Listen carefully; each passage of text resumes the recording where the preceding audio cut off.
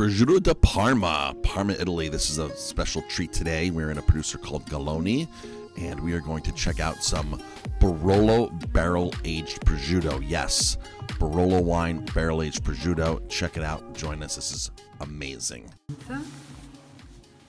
We put the Parma prosciutto in the barrels.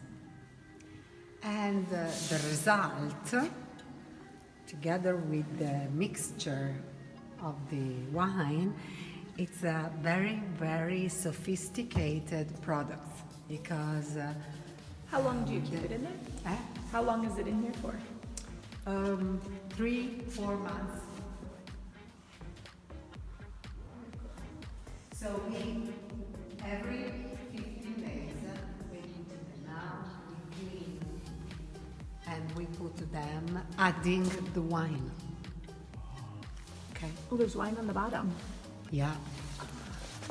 You cannot see because It Evaporate. yeah, But it, you smell. you smell, yeah. This is our Parma prosciutto in barrique. And birdie. Very